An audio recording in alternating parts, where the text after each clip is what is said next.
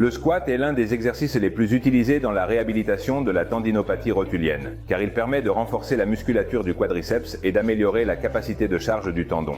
Cependant, pour éviter les rechutes ou les stagnations dans la récupération, la mise en tension du tendon doit être progressive.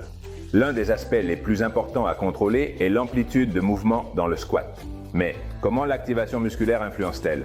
Peut-elle générer une surcharge du tendon rotulien?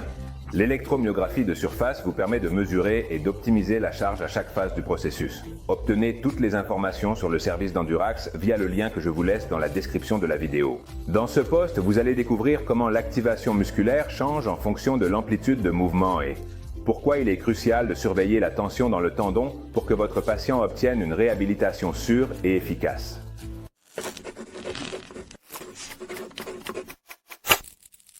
Le squat est un mouvement avec un grand couple extenseur du genou où la synergie musculaire attendue est... Les quadriceps s'activent plus que les ischio-jambiers. Le quadriceps est le muscle principal car il génère l'extension du genou nécessaire pour se lever de la position accroupie. Cependant, un quadriceps trop dominant peut augmenter la tension sur le tendon rotulien et générer une charge excessive, surtout dans les phases initiales de récupération.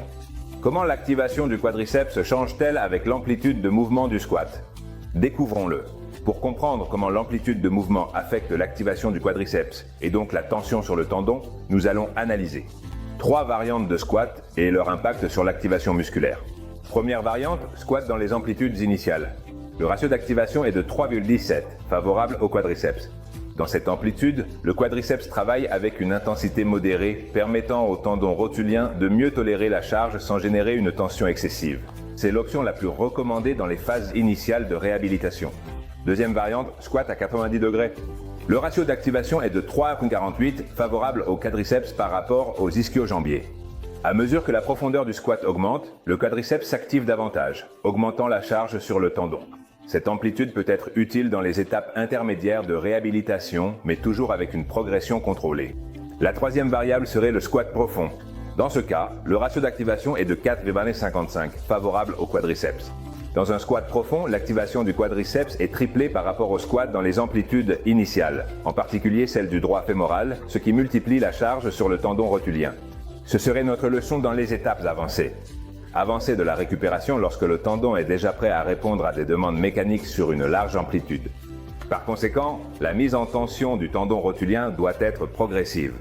Commencez avec des amplitudes de mouvement réduites dans les phases initiales. Augmentez la profondeur de manière progressive en surveillant la tolérance du tendon. Contrôlez le couple extenseur du genou pour éviter un schéma moteur nuisible. L'électromédication de surface va t'aider à contrôler l'activation musculaire dans le squat et à éviter la surcharge. Cela va t'aider à identifier les hyperactivations que tu ne souhaites pas. Cela te permet d'ajuster la charge en fonction de la réponse musculaire du patient et va t'aider à optimiser la réhabilitation en assurant que la progression soit sûre et efficace. Nous nous voyons dans le prochain post.